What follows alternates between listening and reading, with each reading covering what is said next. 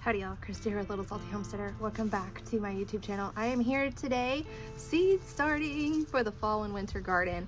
I'm going to be starting some broccoli, cauliflower, cabbage. Yes, broccoli, cauliflower, and cabbage. I had to look at the labels to remember what all was being started today.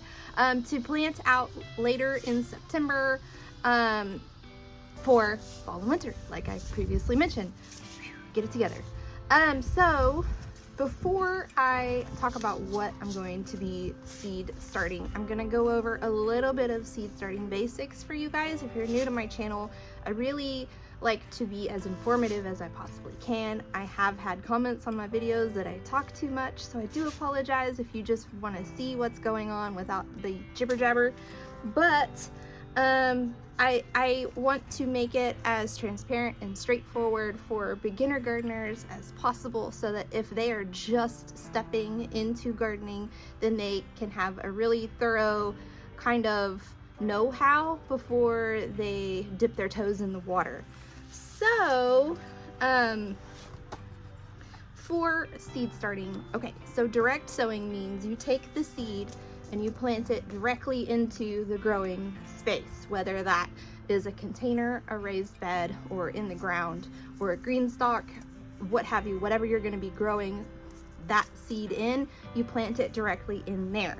What I'm doing today is seed starting, meaning I'm going to start my seeds in a vessel, let it grow there for a few weeks, and then I will transplant it out into the garden once it reaches a relatively decent size and it has a good root structure and stuff. So if you're going to be seed starting, there are some things that you do need. It's not like a super extensive list and you don't have to go run out and spend several $100s. So I'm gonna break it down for people who are feeling fancy and people who are feeling frugal. And you can just pick from that list to determine which is going to work best for you. The way that I'm seed starting today is sort of a mix of both, and I'll explain why as we get there. So if you're feeling frugal, you'll need some type of container. Let's see. You'll need some type of container. I have seen people take the lids off of all of their K-cups, compost the coffee that is inside it, and then just put their seeds in that, and then, you know, transplant or up pot or whatever, what have you, put it out into the garden after that. I've seen people use yogurt containers. I've seen people use the lettuce clamshells. My father-in-law really likes the lettuce clamshells. You know, whenever you get the salad mix at the store, the plastic container that has the floppy lid on it. Any sort of vessel that you can put a hole into the bottom so that it has drainage can work for seed starting. You don't have to get super spendy whenever you are seed starting.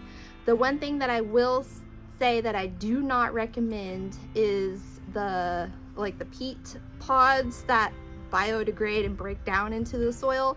I don't necessarily like those because they do take a long time to actually break down, and what happens is that the roots that from the seeds that you started in there, they become root bound, and then the plant is kind of stunted and you don't get very good production out of those. Jiffy makes some like little pods that are in like a fabric mesh bag. Those don't necessarily work so great either, for the same reason. That fabric takes a little while to break down, the plants become root bound, and the growth is stunted and they don't grow a whole terrible ton.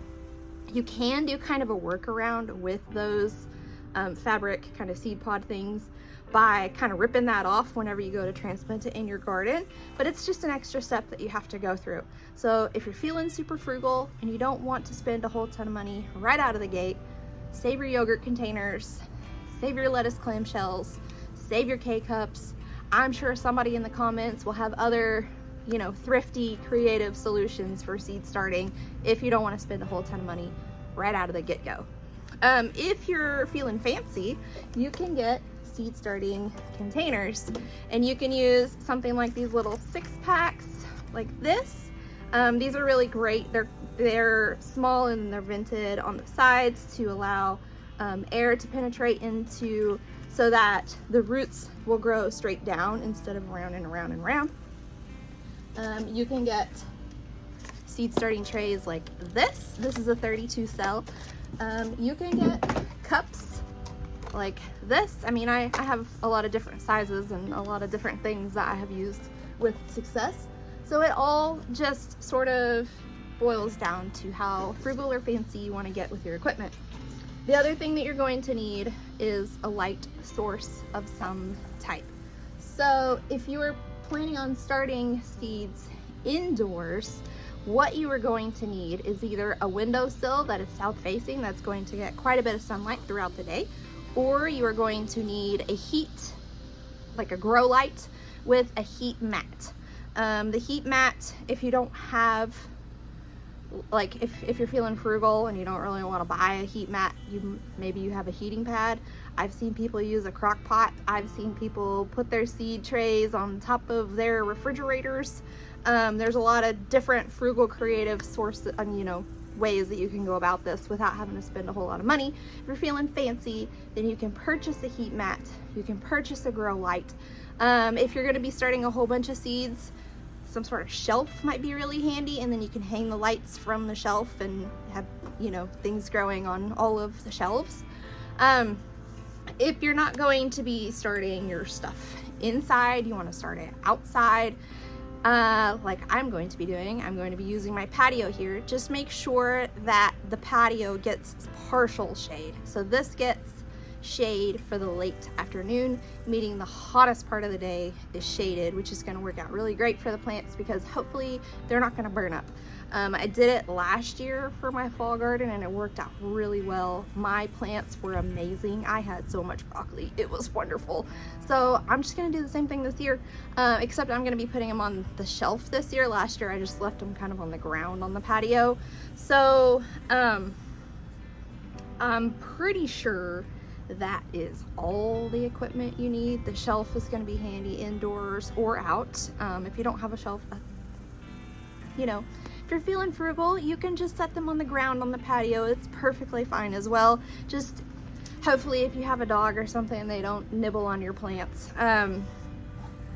Like I said, you can go as frugal or as fancy as you want with this. Some other things to keep in mind for your seed starting, you're going to need some soil. Some folks will buy like a ready-made seed starting mix. The thing with that, the seed starting mix, is it doesn't have a whole lot of nutrients in it. It is an incredibly light and fluffy, delicate mix, but it is pretty nutrient bare. So you're either going to want to up pot those plants very quickly into some sort of potting soil, or you can skip that seed starting mix and go directly to a potting soil. Now you can use a store-bought one, you can make your own, whatever. This is all going to be personal preference. All of this equipment that I have already listed is all personal preference. It's all going to be what you like to do, what you have found best works, or what you have found works best for you. Sorry, I got my words jumbled up there. So back to the potting soil. You can use a store-bought one, you can make your own. I use a store-bought one. What I use is this right here. I'm gonna make a big mess with it first. All right, so I use Fox Farms Ocean Forest. The reason why I love this one, it is light and fluffy. I don't need to sift it before I use it because it doesn't have a ton of like big barky chunks or twigs or anything like that. It is nice and light and fluffy and loose, but it is very nutrient dense. So once my seeds sprout, they have enough nutrients to get a good bit of growth on them before I need to worry about fertilizing or transplanting, which is really good whenever you're trying to be a semi-lazy gardener like I am. So again, that's personal preference. This one is a little bit more on the expensive side compared to other potting soil mixes. So I'm not going to tell you, please go out and buy this one, because I know that it's not in everybody's budget. And I have to buy it a little bit at a time because it is a little bit spendy. Okay, so, sorry, there was a spicy bug over here, one with a stinger, so I wanted to make sure it wasn't going to sting me before I continued. Okay, so some other information that you're going to need to know for seed starting. Whenever you have your seeds in their starting vessel, whatever you decide to use, you're going to want to make sure your soil stays moist. You don't want it to be dripping wet like a super wet sponge. You want it to be sort of like what happens whenever you squeeze a sponge out, how that sponge feels, where you can feel that it has a bit of moisture in it, but it's not continuously pouring water out of it. That's what you're looking for your soil moisture levels. It's going to take most of your seeds 7 to 14 days to germinate. Now, I know this, but I will still come out and check my seeds every single hour to see if anything has popped up out of the soil yet once I get them going. I think most gardeners probably do that, but if you don't see anything for 7 to 10 days, don't worry. Some of these seeds, like I said, take 7 to 14 days. There are some varieties that take even longer. So don't get discouraged if you're not seeing things sprout right away. Whenever your seed starting, most of your seedlings are going to be ready to transplant 3 to 6 weeks after they pop up out of the soil. Not 3 to 6 weeks from the day you plant them, but 3 to 6 weeks after they germinate and you see little plants pop up and start to grow leaves. And if you're, starting your seeds indoors, you're going to want to harden them off slowly, meaning acclimate them to the outdoor temperatures before you transplant them into your garden. So the hardening off process typically takes a couple of weeks, and you're gonna move them into more and more sunlight gradually, a little bit at a time, each and every day. So the first day, you're just gonna bring it out and you're gonna put it in the shade for like 15 minutes.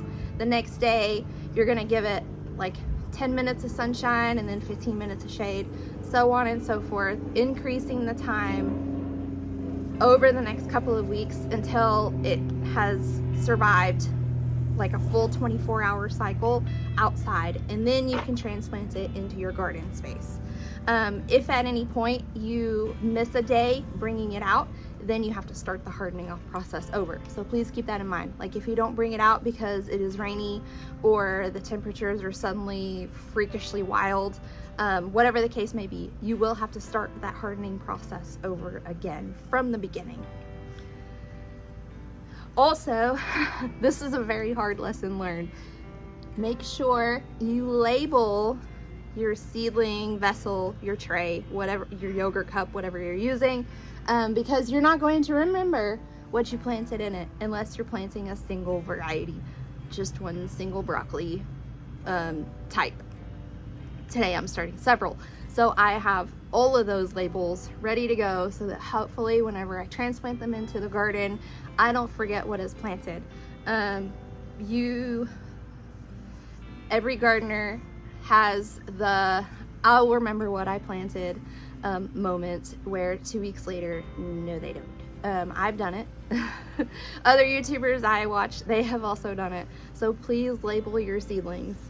Also, if you're trying to figure out when you need to start your seeds, check your frost dates and work backwards to get your schedule planned out. So for fall gardening, you're going to want to Google your first estimated frost date for your zip code. Now mine is November 15th, and then I am counting backwards from that November 15th date, 6 to 8 weeks, to get my planting schedule figured out. So today I'm starting some brassicas. Today is August the 6th. That's actually about 9 or 10 weeks ahead of time, but I wanted to make sure that I gave myself enough time in case something happened with seed starting or transplanting or something, so that I would have enough time to get something else going if something catastrophic happened. Also, full sun in winter is quite different than full sun in summer, especially here in Texas, because Texas full sun is no joke. So whenever I start describing all of these plant types that I'm starting today, they're all going to say plant in full sun, but what that means is plant in full sun for winter, because that's going to be a much shorter time frame, and we're also farther from the sun, so it's much less harsh than compared to the summer sun, where it seems to last 100 hours and it feels like it's right here next to you instead of hundreds of thousand miles away or however far it is away. Okay, I think that covers basic 101 seed starting stuff. I'm also going to kind of show you guys how I do this as I do it. That way you can kind of see it in action. So let's talk about the varieties that I am starting today. All right, we're gonna start with the broccoli first, and I have 4 different types of broccoli that I am starting today. 3 of these I'm going to be succession sowing, meaning I'm going to start them again for 2 more rounds to get 3 rounds total. And then the last one I'm only going to do 1 round of because it has such a long days to maturity that succession sowing just isn't feasible. So the first variety is going to be Aspa Brock here, and this is an F1 hybrid variety that reaches maturity in 50 to 60 days, so it is relatively fast growing. This resembles broccoli rabe with an asparagus-like stem, and it has a sweet, mild taste with a slight peppery undertone. The entire plant is edible, including the leaves and flowers. For this variety, the leaves are recommended to utilize in like a stir fry, as are the shoots basically. It is container friendly. This particular hybrid is a cross between Chinese kale and Italian sprouting broccoli. This one you will plant in full sun, meaning full winter sun, and in moist, well-draining soil. This performs best when transplanted, and you can plant this in the spring or the fall.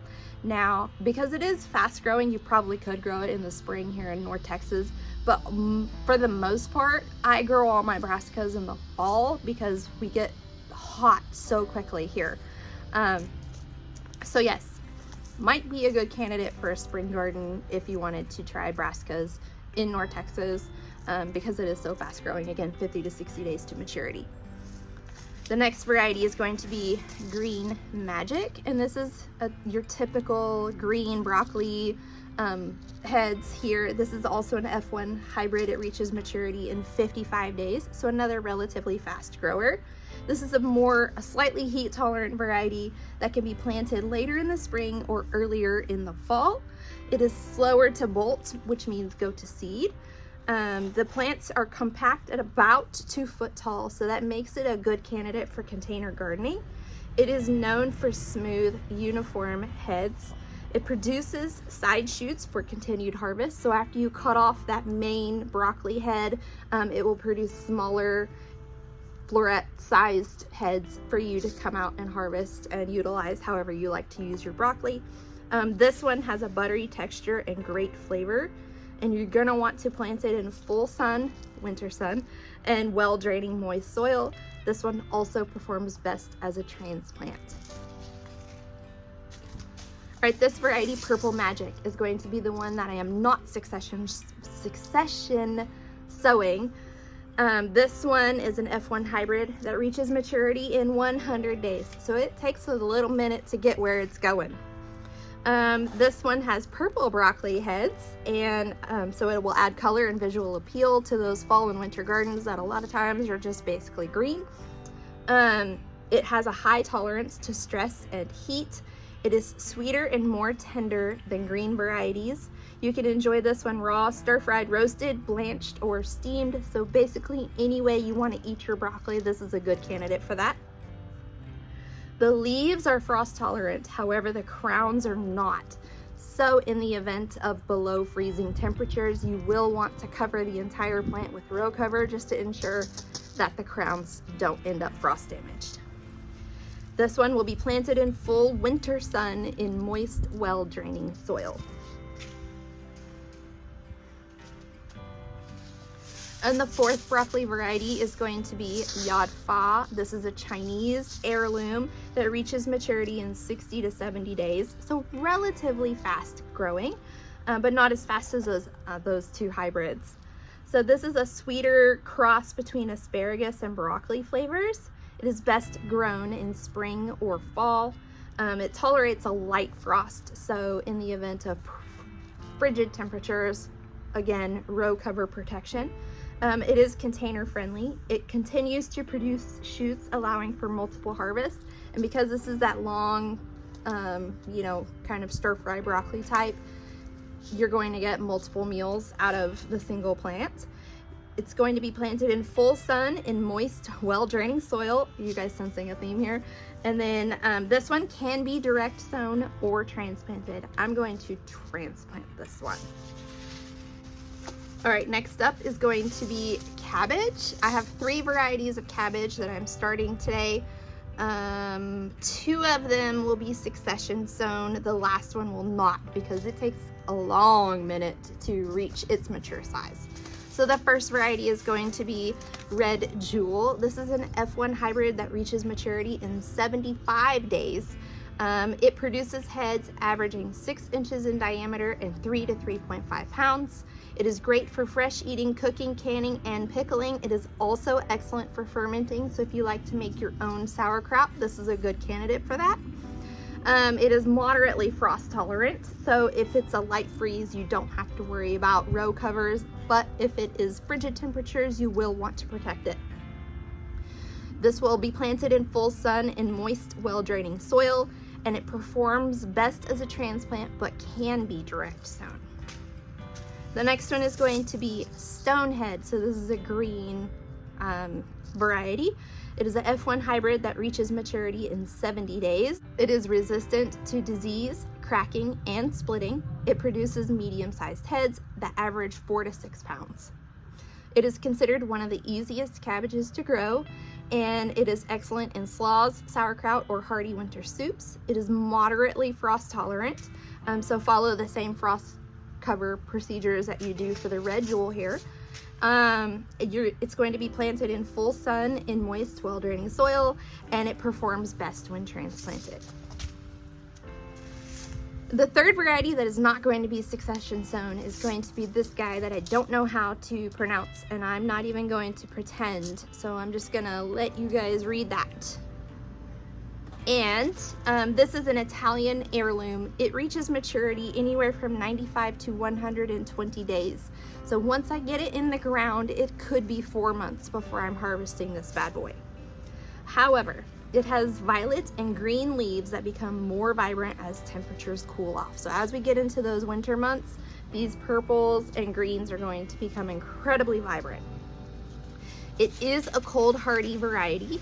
It produces medium-sized round heads, and they have a slightly peppery and sweet flavor when eaten raw.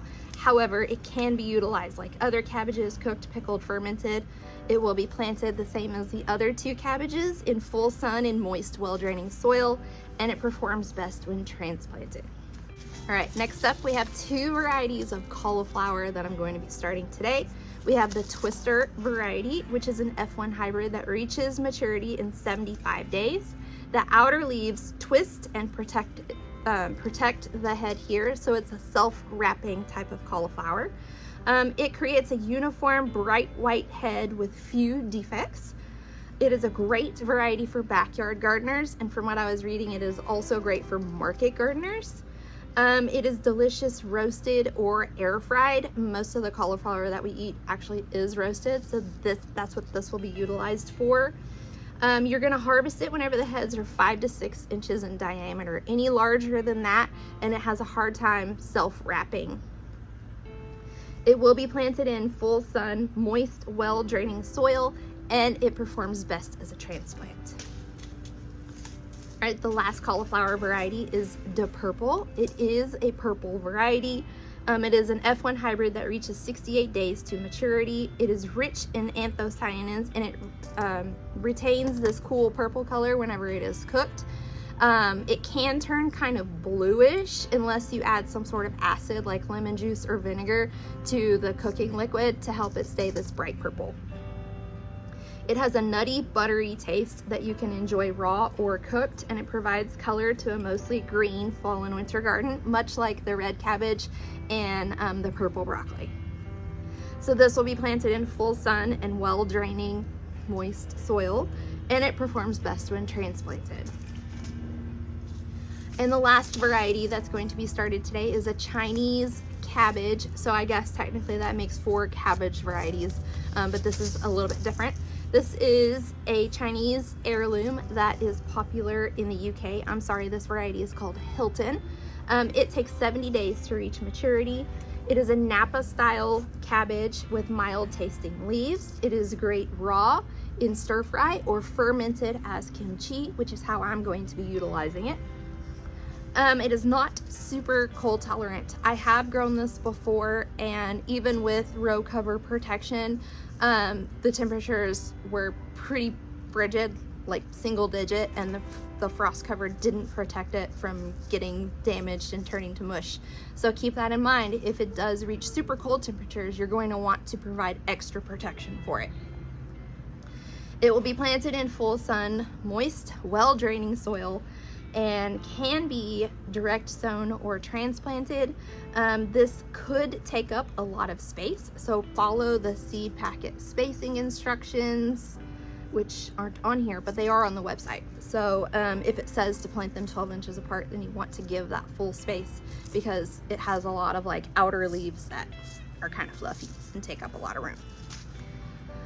So some companion plants that you can plant with these brassicas. So for some herbs, you can plant dill, rosemary, basil, and mint until the first frost comes, and then those will be wiped out. Thyme, sage, and chamomile. All of those will provide a level of pest control. So pests that might cause damage to your brassicas include cabbage loopers and aphids. Cabbage loopers are little green caterpillars that turn into small white moths. And usually once those guys start laying eggs, they lay hundreds of them, and before you know it, you have a huge cabbage looper problem. So it is a good idea to try to plant stuff around to kind of help repel those guys. Okay, so outside of the herbs, you can also plant some leafy greens like lettuce, spinach, and Swiss chard around your broccoli plants. They're going to provide some shade and help keep the soil moist.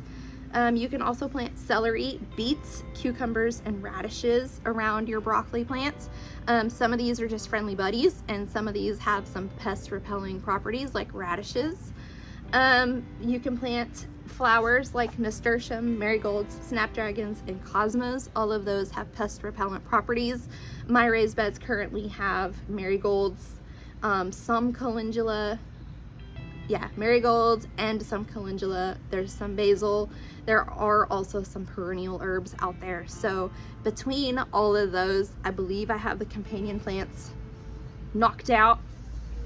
You can also plant garlic and onions around your brassicas to help repel pests. It's not quite time to plant either of those yet though, so we'll see what happens whenever we get to it.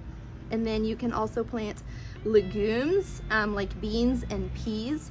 These are nitrogen fixing, meaning they're going to pull nitrogen out of the air. Once they die off, the roots will deposit that nitrogen into the soil, sort of acting as a bit of a fertilizer for your brassicas that can be heavy nitrogen feeders. They also have shallow roots that don't interfere with the growth of these brassicas. So some plants that you want to avoid planting near your brassicas because they don't really act super friendly with each other includes tomatoes, mustard greens, strawberries, and melons. So there's a lot of plants that are friendly, but there's only a few that aren't. So you can almost plant anything with your brassicas except those 4 that I named there. All right, so I have my seed starting tray already set up. It is ready to go. It's ready for the seeds to be planted within it. So what I have here are the little 6-packs. I'm going to plant 3 seeds of each type. So we're looking at 5 different 6-packs, a total of 30 seeds. I have everything labeled. I have the potting soil put in, and then I have filled the tray about 1/3 of the way with water. When I have all of the 6-packs filling the tray, then I'll fill it about halfway just to ensure that the soil soaks up enough water to become moist. They've been sitting in this the entire time that I've been recording, so a good 25 minutes or so. So it should be at a decent moisture level to go ahead and start planting. I'm going to use my dibber. If you don't have one, you can use a chopstick, you can use your finger, you can use, whatever you want.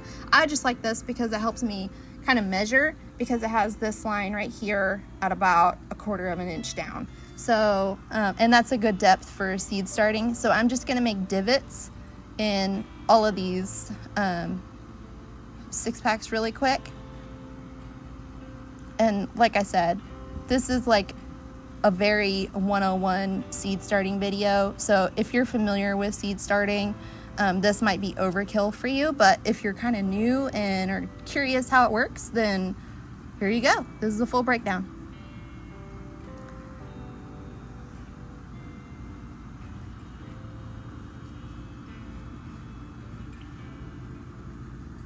So one more note about the water here. This is called bottom watering, where the water is at the bottom of the tray. It's going to allow it to be the water to soak up into the seed cell from the bottom, which is going to help prevent the roots, once the seeds germinate, from becoming super waterlogged. And it will help prevent the spread of fungal issues and things like that, because whenever you water from the top, you get soil splashback. All right, so we're just gonna start from the first variety and work our way through the list. So the first one is gonna be the Aspa Brock, which is that hybrid variety. And I'll show you the seeds. Now, all of these Brassica seeds are gonna look exactly the same. So do your best to try not to mix them up. Otherwise, you're gonna have to wait until they start forming the broccoli or cauliflower or cabbage heads before you know what they are.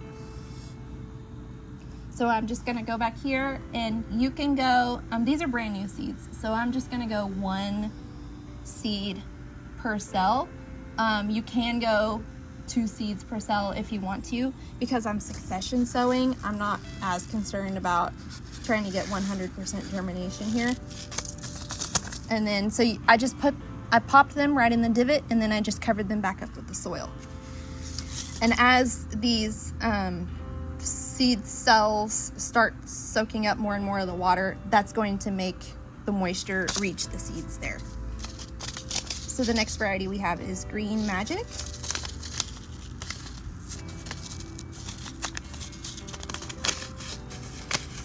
And sometimes Haas Tools will include a seed label. I'm gonna hang on to it for future use.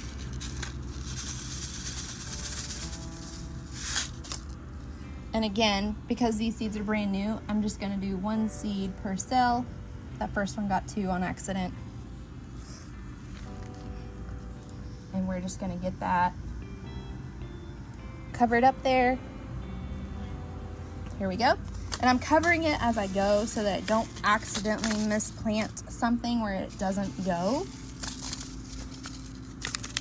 And then the next one we have is Purple Magic.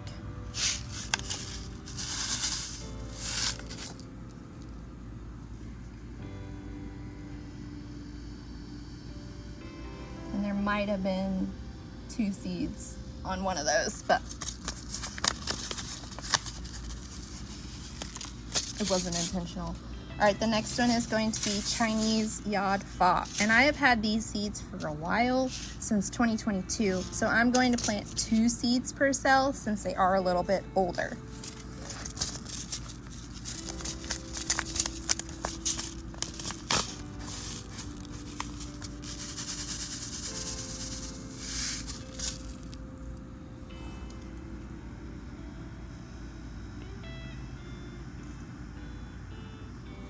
I think only one went in that one. There we go.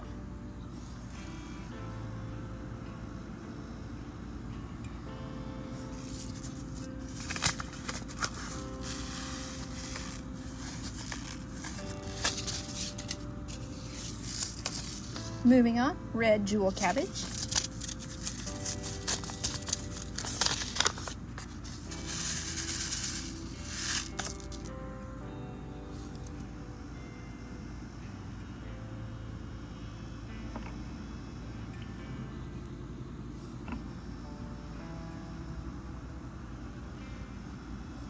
And I could have planted 1 per cell since these are brand new seeds, but I forgot what I was doing and planted 2. Stonehead.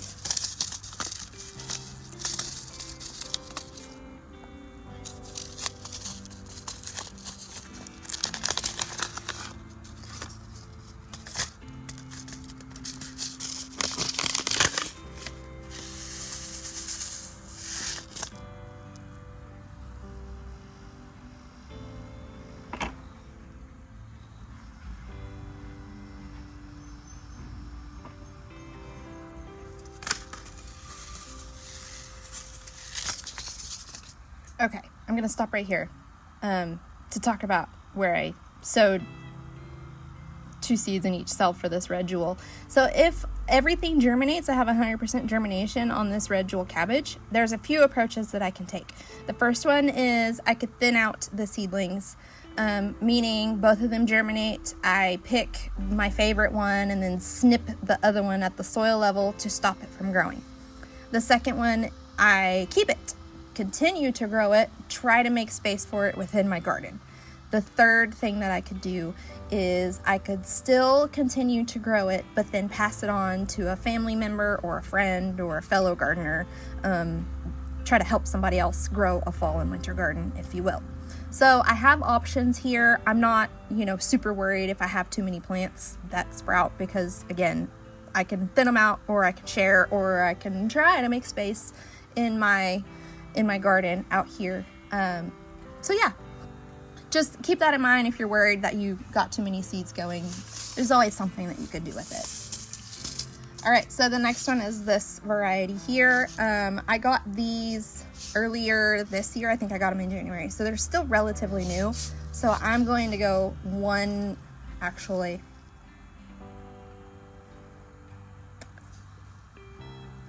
I'm still going to go 1 seed per cell. These are so long growing that I'm not sure I want to devote a whole ton of space in my garden to growing something for 4 months. Whenever I could quickly get something in and out of there, that takes a lot less time and a lot less space. So 1 seed per cell on this one.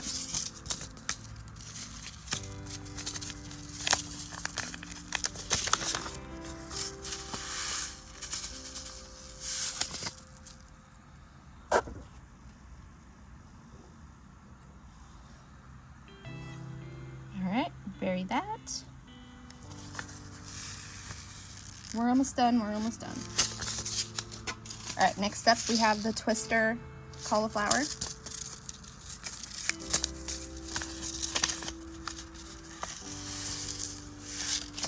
And I'm gonna go 1 seed per cell because I am going to be succession sowing this later in the season. I think that last one got 2 seeds, but that's okay.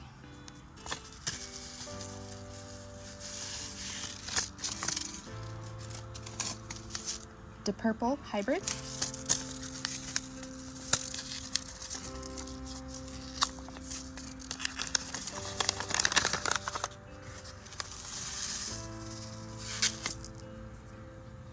One seed per cell. I keep getting 2 in that last cell. And then the Hilton Chinese cabbage. Now these seeds I've also had since 2022, so I'm gonna go 2 deep in each cell there, just to try to ensure that I get something germinated in each of the cells.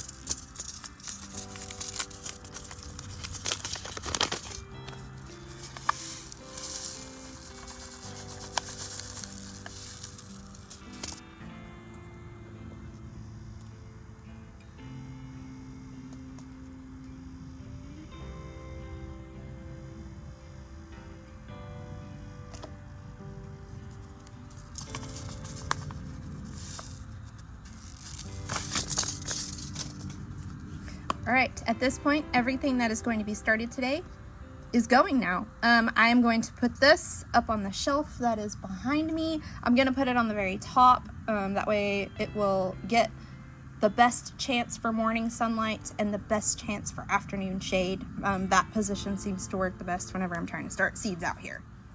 All right, but that's all I have for you today. I hope you found this video informative and helpful for your own seed starting ventures. If you're in the North Texas area, it is time to get those brassica seeds started, y'all. But otherwise, if you did like this video, please like, subscribe, comment, do all those different YouTube-y things. It is greatly helping to grow my channel. But until next time, go find a way to get those garden manicures.